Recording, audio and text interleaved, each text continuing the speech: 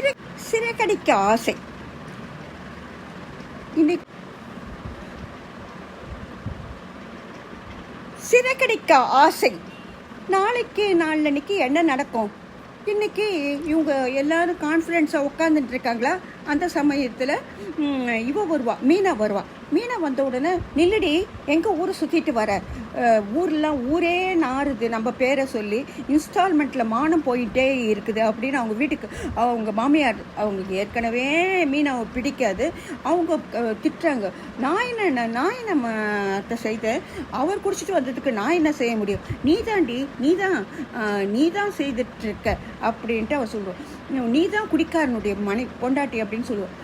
நான் குடிக்காரனுடைய மனைவினா நீங்கள் குடிக்காரனுடைய அம்மா அப்படின்னு அவங்க எல்லாருக்குமே இது போயிடும். ஏங்க அண்ணியை போய் சொல்கிறீங்க இப்படி அப்படின்ட்டு ரவி சொல்லுவாள். ரவி ஒருத்தன் தான் சப்போர்ட் பண்ணுறவன் இல்லை. ஸ்ருதியும் சொல்லுவாள். ஸ்ருதியுடைய அம்மாட்டேருந்து ஃபோன் வந்துடும். அவங்களும் கண்ட பிடிக்கி திட்டுவாங்க. இவங்க இதெல்லாம் எனக்கு தேவையா, எல்லார்கிட்டே பேச்சு வாங்கிட்டு ஊரே என்ன இது பண்ணுற மாதிரி பண்ணி வச்சுட்ருக்கான் அப்படின்னு சொல்லும்போது முத்து வந்துடும். அப்பா இன்னைக்கு என்ன நடந்துச்சு தெரியுமாப்பா, காரை போலீஸ் தூக்கிட்டு போயிட்டாங்கப்பா, அவன் ஒன்றுமே தெரியாது குடும்பத்துக்கு அப்படின்னு அவங்க அப்பா கிட்ட தானே எல்லாமே சொல்லுவான். அண்ணாமலைகிட்ட சொல்லிக்கிட்டே வருவான். அவங்க அண்ணாமலைக்கு கோவம் வந்துடும். அவர் கையை ஓங்குவார் அவனை அடிக்கிறதுக்காக, அப்படியே நிறுத்திடுவார். ஏன்னா அவன் கண்ணில் ஒரு பாவமும் தெரியாது, அவ்வளோ இன்னசென்ட்டாக இருக்கும். என்னப்பா, ஏன்ப்பா கையை அடிக்காமல் நிறுத்திட்டீங்க? டேய், குடிச்சிட்டு வண்டி ஓட்ட சொல்லி உனக்கு யாரை சொல்லுது? அப்பா நான் குடிக்கலப்பா, நீங்கள் கை வாங்கினது ஏங்கப்பா நிறுத்திட்டீங்க? அடிங்கப்பாட்டு அவர் கையை பிடிச்சிக்கிட்டு தன் கண்ணத்தில் அடின்னு அடிச்சுக்கிறான்.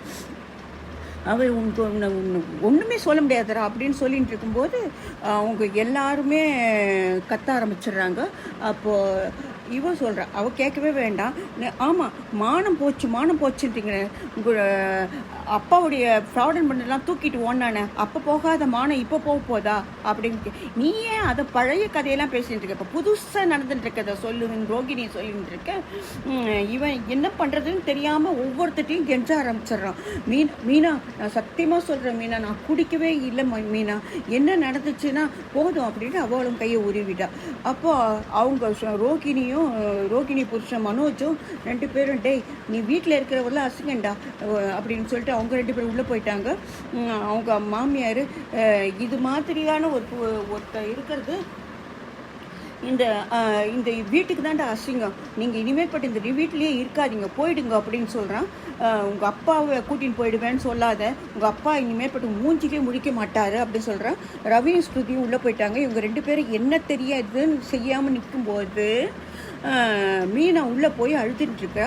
இப்போ இவன் போகிறான். அப்போ இவன் யார்கிட்டையோ கேட்குறா, இந்த குடிக்க என்ன மருந்து அப்படின்னு கேட்குறா. அவங்க சொல்கிறாங்க, ஏதோ ஒரு இலையை அரைச்சி ஜூஸில் கலந்து கொடு, அப்போ இந்த குடிக்கிற பழக்கம் போயிடும் அப்படின்ட்டு. அதுக்காக இவ என்ன பண்ணுறா, ஒரு இலையை அரைச்சி அந்த ஜூஸில் கலந்து வச்சிட்ருக்கா. அந்த ஜூஸை பார்த்துட்ட உடனே நம்ம விஜயா என்ன பண்ணுறா, அந்த ஜூஸ் போட்டு வச்சுருக்கான் புருஷனுக்கு, நானே குடிச்சிடுறேன்ட்டு அந்த இலையோடு இருக்க ஜூஸை அவள் குடிச்சிட்டான். இப்போ என்ன நடக்கும் பார்க்கலாம் அடுத்த.